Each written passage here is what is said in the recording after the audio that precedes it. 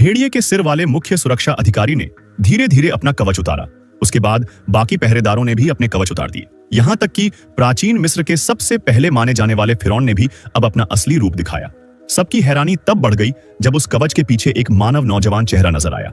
माना जाता था कि यह वही व्यक्ति था जिसने मानव सभ्यता की शुरुआत की थी और 10,000 सालों से वो अब तक जिंदा था। अमरता पाने के लिए उस एलियन ने अपनी आत्मा को एक मानव शरीर में स्थानांतरित किया, जिससे वो मृत्यु को मात देता रहा।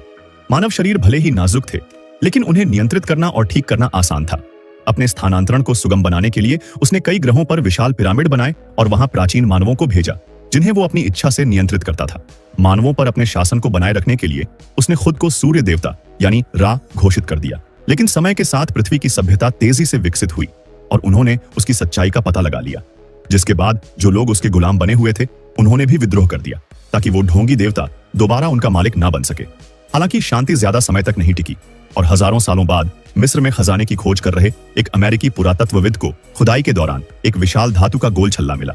असल में ये वही पुराना स्टारगेट था जो प्राचीन समय में रा ने अपने स्थानांतरण के लिए इस्तेमाल किया था। इसी के साथ स्टारगेट के नीचे की मिट्टी में उन्हें लगभग 40,000 साल पुराना जीवाश्म भी मिला। उस पुरातत्वविद की बेटी को भी वहां एक अजीब सुनहरा लॉकेट मिला जिस पर अज्ञात चिन्ह बने थे। किसी को नहीं पता था कि इस धातु की रिंग का मतलब क्या है, लेकिन इतना साफ था कि उस समय के इंसानों के पास धातु गढ़ने की क्षमता नहीं थी। अमेरिकी सेना ने तुरंत इस खोज को गुप्त कर दिया और उस रिंग को एक अंडरग्राउंड बेस में ले जाकर अध्ययन शुरू किए गए। दशकों तक वैज्ञानिक केवल इतना ही समझ पाए कि उस पर बने प्रतीक मिस्री भाषा से मिलते जुलते हैं, लेकिन उनका असली अर्थ कोई नहीं जान पाया।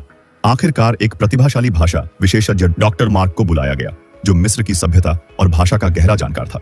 उसका मानना था कि पिरामिड असल में एलियन सभ्यता से जुड़े स्थान है, लेकिन पुख्ता सबूत न होने के कारण कोई भी उसकी बात पर ध्यान नहीं देता था। वहीं जब मार्क ने पहली बार उस स्टार गेट के बाहरी पत्थर पर बने चिन्ह देखे तो वो हैरान रह गया। उसने कुछ ही घंटों में वो रहस्य सुलझा लिया जिसे वैज्ञानिक दशकों से नहीं समझ पाए थे। हालांकि उस पत्थर पर बने कुछ जटिल प्रतीकों को वो भी तुरंत नहीं पढ़ सका, लेकिन एक रात जब वो पानी लेने बाहर गया तब उसने एक सुरक्षा गार्ड के अखबार में कुछ देखा, जिससे उसे संकेत मिला कि ये प्रतीक दरअसल एक पूरा तारामंडल दर्शा रहे थे। अगली सुबह सेना ने तत्काल बैठक बुलाई, जहां मार्क ने उन्हें बताया कि यह स्टारगेट वास्तव में ग्रहों के बीच यात्रा का मार्ग खोलने वाला एक यंत्र है, जिसमें 7 विशिष्ट चिन्ह मिलकर एक सटीक रास्ता बनाते हैं।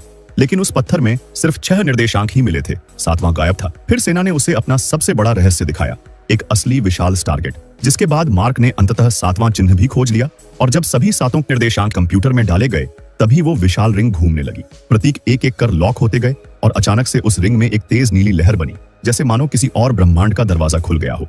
इसी दौरान सुरक्षा प्रमुख ने तुरंत लाल अलार्म बजाया और बाकी सभी कर्मचारियों को हटा दिया गया। थोड़ी देर बाद उनके सामने एक झिलमिलाता हुआ ऊर्जा द्वार बन गया, जो किसी दूसरे तारामंडल की ओर खुल रहा था। पहले उन्होंने एक खोज वाहन उस द्वार में भेजा, लेकिन कुछ सेकंड में ही उसका सिग्नल गायब हो गया और उसकी अंतिम रिकॉर्डिंग से पता चला कि वो वाहन प्रकाश की गति से भी तेज गति से एक दूरस्थ गैलेक्सी में पहुंच गया था। ये देखकर सेना ने तत्काल द्वार बंद कर दिया। डर था कि कहीं ये किसी उच्च सभ्यता को परेशान न कर दे, लेकिन सच का पता लगाना जरूरी था। इसीलिए डॉक्टर मार्क ने खुद उस द्वार में जाने की पेशकश की। इस पर सेना ने मंजूरी दी और कर्नल ओनील को एक सशस्त्र टीम के साथ उसके सुरक्षा प्रभारी के रूप में भेजा गया। जाने से पहले बेस की प्रमुख ने मार्क को शुभ संकेत के रूप में वही सूर्य देवता रा के चिन्ह वाला प्राचीन लॉकेट दिया, जो उन्हें खुदाई में मिला था। इसके बाद स्टारगेट दोबारा सक्रिय किया गया। फिर ओनील गंभीर मुद्रा में आगे बढ़ा और बिना झिझके उसमें प्रवेश कर गया। एक एक कर बाकी सदस्य भी उसके पीछे चले गए। वहीं जब मार्क ने सिर उस चमकते तरल में डाला, उसका शरीर ऊर्जा में बदल गया और फिर पल भर में एक नई दुनिया में पुनः निर्मित हो गया। जब सबने आंखें खोली तो वो एक अंधेरे कमरे में थे। चारों ओर पत्थर की दीवारें, मिस्री प्रतीक और रहस्यमयी रोशनी। वो सावधानी से बाहर निकले और सामने वही पिरामिड जैसी संरचना थी, बिल्कुल वैसी ही जैसी मिस्र में होती है। उन्होंने कुछ मिट्टी और पत्थर के नमूने लिए और लौटने की तैयारी करने लगे, लेकिन मार्क ने उन्हें बताया कि यहाँ के स्टारगेट के प्रतीक अलग हैं, यानी वो वापस लौटने के निर्देशांक नहीं ढूंढ पा रहा है। कोई रास्ता न होने पर सभी ने वहीं अस्थायी शिविर बना लिया। इसी दौरान कर्नल ओनील चुपचाप पिरामिड में गया और एहतियात के तौर पर वहां एक शक्तिशाली न्यूक्लियर बम छिपा दिया। दूसरी ओर मार्क बाहर घूम रहा था। तभी उसे रेत में कई गहरे गड्ढे दिखे, जैसे किसी विशाल जीव के पद चिन्ह हो। जब उसने ऊपर चढ़कर देखा तो दंग रह गया, क्योंकि उसके सामने एक ऊंट जैसी परग्रही प्रजाति थी, जिसकी गर्दन पर रस्सी बंधी थी, मानो किसी ने उसे पालतू बनाया हो। उत्साहित होकर मार्क ने बाकी साथियों को बुलाया, लेकिन उसकी तेज आवाज से वो जीव डरकर उछल पड़ा और दौड़ने लगा, जिससे मार्क उसके पीछे फंसकर घसीटता गया। सौभाग्य से रेत मुलायम थी, इसीलिए वो बच गया, बस बेहोश हो गया। जब टीम वहां पहुंची तो उसे जिंदा देखकर वो लोग राहत महसूस करने लगे, लेकिन अगला दृश्य देखकर सबकी आंखें फटी रह गईं। क्योंकि उनके सामने दूर दूर तक सैकड़ों परग्रही मजदूर काम कर रहे थे और वे ठीक मनुष्यों जैसे दिखते थे। कर्नल ओनील और उसकी टीम हथियारों से लैस होकर सावधानी से आगे बढ़ी। उन्होंने मार्क को कहा कि वो आगे जाकर उन परग्रही लोगों से बातचीत करने की कोशिश करे, लेकिन जैसे ही उन लोगों ने मार्क के गले में लटकते हुए रा के निशान वाले लॉकेट को देखा, सब घबरा गए और तुरंत घुटनों पर झुककर उसकी पूजा करने लगे। टीम को कुछ समझ नहीं आया, लेकिन कम से कम ये साफ था कि वे कोई खतरा नहीं थे। ओनील ने पास जाकर एक लड़के से हाथ मिलाने की कोशिश की ताकि दोस्ताना इशारा दे सके, पर वो लड़का डर के मारे जोर से चीखा और भाग गया। इसी बीच एक सैनिक ने अपने उपकरण से उन लोगों द्वारा खोदी जा रही चट्टानों की जांच की और चौंकाने वाली बात यह थी कि वो धातु स्टारगेट की ही सामग्री थी। लेकिन उनके मन में सवाल यह था कि इतने आदिम दिखने वाले लोग इतनी उन्नत तकनीक कैसे बना सकते थे। तभी भागा हुआ लड़का अपने पिता, जो उस जनजाति के मुखिया थे, उन्हें लेकर लौट आया। भाषा अलग थी, पर मार्क समझ गया कि उनका इरादा अच्छा है। उसने मुस्कुराते हुए मुखिया को एक चॉकलेट दी, जिसे उसने उत्सुकता से स्वीकार कर लिया और जवाब में अपने लोगों को इशारा किया, जिस पर भीड़ में से कुछ सुंदर महिलाएं आगे आईं और सम्मान पूर्वक उन लोगों को अपने पास के शुद्ध जल की भेंट की। इसके बाद मुखिया के निमंत्रण पर मार्क और बाकी सदस्य उनके गांव पहुंचे। वहां उन्होंने देखा कि बीच में एक विशाल रा के चिन्ह वाला धातु लटक रहा था। तब जाकर उन्हें समझ आया कि गांव वाले मार्क की पूजा क्यों कर रहे थे, क्योंकि उसके लॉकेट पर भी ठीक उसी सूर्य देवता का प्रतीक था। वो लोग मार्क और उसकी टीम को देवताओं के दूत मान रहे थे। उसी समय अचानक एक तेज भोंपू जैसी चेतावनी ध्वनि गूंजी, जिस पर सारे ग्रामीण घबराकर तुरंत दरवाजे बंद करने लगे। ओनील को लगा कि उन्हें घेरने की कोशिश की जा रही है, इसीलिए उसने गुस्से में कुछ ग्रामीणों को पकड़ लिया और भीड़ पर गोलियां चलाने का आदेश दे दिया।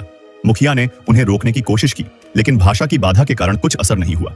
तभी मुखिया का लड़का हाथ के इशारे से ओनील को ऊंचाई की ओर ले गया। वहां पहुंचकर ओनील ने देखा कि एक विशाल रेत का तूफान उनकी ओर बढ़ रहा है। उसे अपनी गलती का एहसास हुआ। उसने तुरंत अपने सैनिकों को आदेश दिया कि वो बंदियों को छोड़ दें और मुखिया से माफी मांगे। वहीं तूफान के कारण सबको गांव में ही रुकना पड़ा, जहां मुखिया ने उनका स्वागत किया और उन्हें उस ग्रह का सबसे स्वादिष्ट खाना खिलाया। मार्क ने जिज्ञासावश उसे सूंघा और जब उसे कोई अजीब गंध नहीं लगी तो उसने छका, जिसका स्वाद उसे कुछ चिकन जैसा लगा। खाने के बाद मार्क ने अपना लॉकेट निकाला और रेत पर प्राचीन मिस्री भाषा में वहीं रा का चिन्ह बनाया, लेकिन मुखिया ने घबराकर तुरंत उसे मिटा दिया और सबको पीछे हटने का संकेत दिया।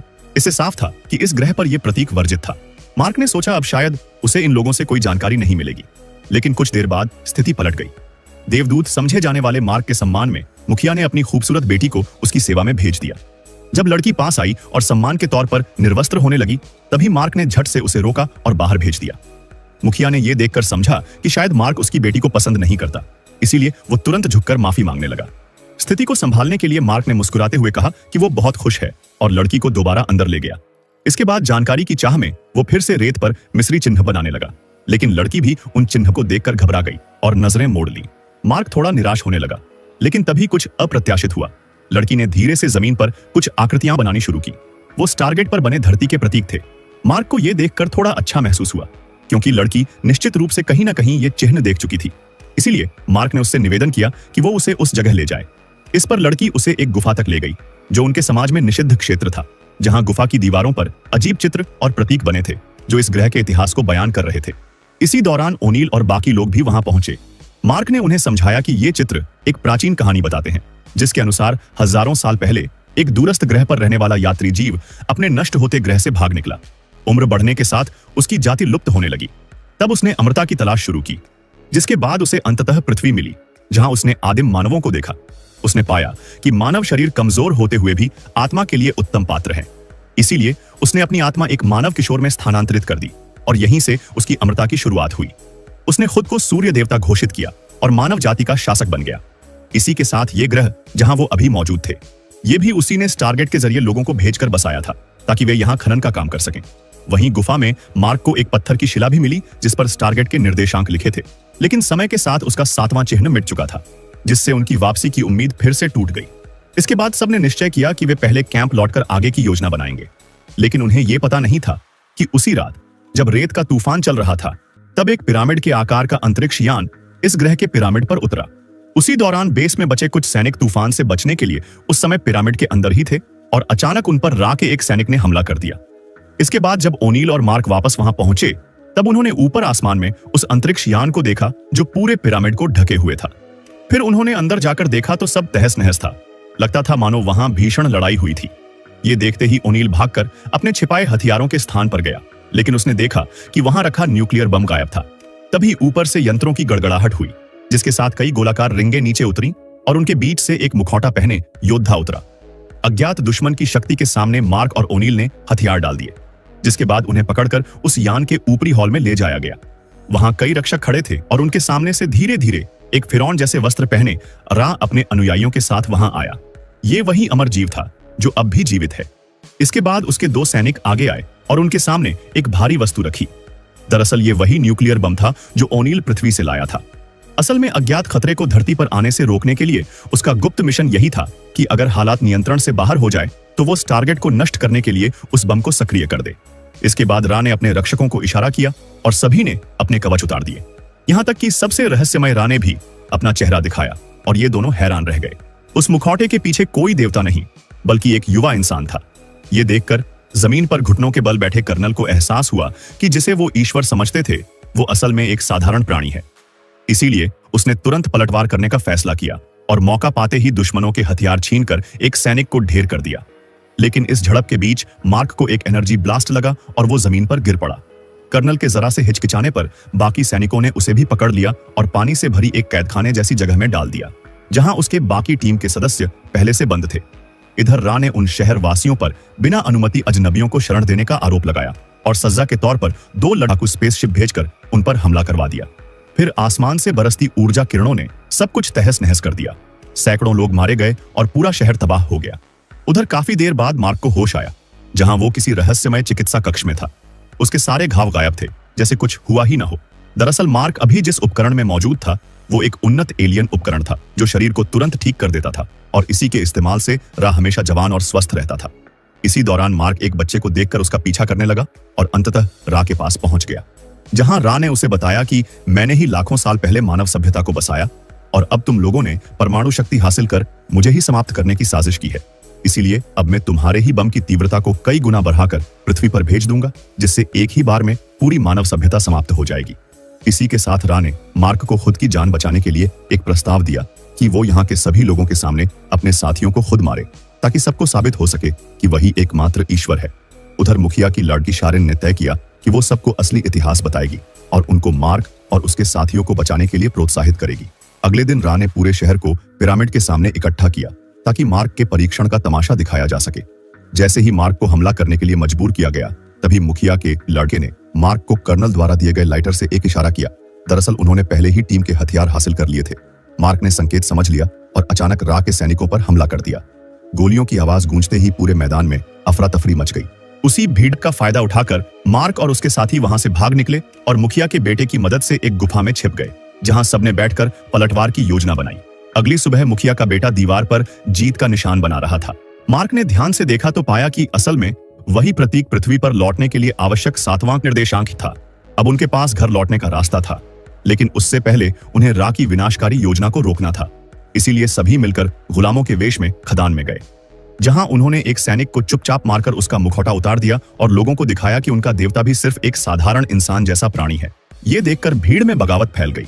फिर वे सब खनिज ले जाने वाले मजदूरों के भेष में पिरामिड के भीतर दाखिल हुए और एक एक करके रा के सैनिकों को खत्म करने लगे। उधर रा ने भी जवाबी हमला करने के लिए अपने लड़ाकू यान भेज दिए और दोनों पक्षों के बीच भयंकर लड़ाई छिड़ गई। इसी दौरान कर्नल को टारगेट के पास न्यूक्लियर बम मिला। इस पर उसने मार्क से कहा कि वो बाकी सबको लेकर यहां से निकल जाएं, जबकि वो खुद पीछे रहकर उसे विस्फोट करेगा। फिर जैसे ही उसने टाइमर चालू किया, तभी एक सैनिक वहां पहुंचा और शारिन को एक एनर्जी ब्लास्ट लग गया। मार्क ने तुरंत उसे मार गिराया, लेकिन तब तक शारिन की सांसें थम चुकी थीं।